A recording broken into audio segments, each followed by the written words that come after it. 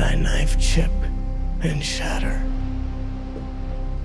The third movie in Denis Villeneuve's Dune saga is officially in development. Today, ScreenRant lists the 3 most exciting things about the sequel. With Dune Part 2 completing Villeneuve's cinematic adaptation of the first Frank Herbert novel, Dune Part 3 will be based on the second book, Dune Messiah. 12 years after Paul Atreides and the Fremen have conquered Arrakis and made Paul the new emperor, the Fremen Jihad has claimed 61 billion lives across the known universe. Dune Messiah unfolds as the Bene Gesserit, Bene Italics, and Spacing Guild conspire to dethrone Paul, hoping to put a stop to the growing Fremen religion around the Emperor. This brings us to the most exciting new character in Dune 3. Number 1, arguably the most exciting thing about the sequel is Anya Taylor-Joy's Elia Atreides. Paul's sister Elia became an abomination when Jessica drank the water of life while pregnant with her.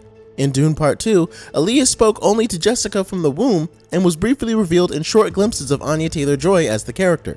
Just like in Dune Messiah, Dune 3 will likely see Paul installing Elia as the figurehead of his Fremen religion. As an abomination, Elia is mature beyond her years, and her ability to see the future is quite different from Paul's. Elia also has very interesting relationships with established Dune characters like Baron Harkonnen and Reverend Mother Moyahim.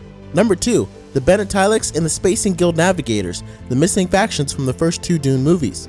While the Guild's ships are seen in the film, Villeneuve has notably avoided showing actual Guild navigators. These creatures have been heavily mutated by the spice melange, which they use to safely steer ships across the known universe and monopolize all space travel.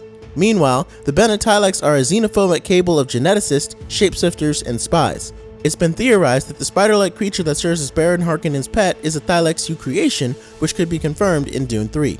Number 3, Denis Villeneuve's vision for the end of Paul Atreides' story. We can't give away the ending to those who haven't read the book, but Dune Messiah is the grand culmination of Paul's anti-hero story arc. Frank Herbert wrote 6 original Dune books in total, and it is Dune Messiah where the saga's first core message is truly and firmly established.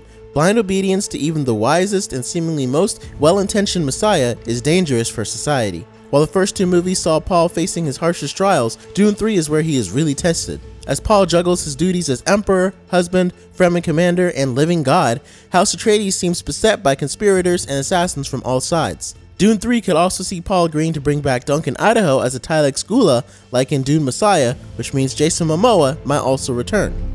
May thy knife chip and shatter. What are you excited for in Dune 3? Tell us in the comments and keep watching ScreenRant for more videos about Dune.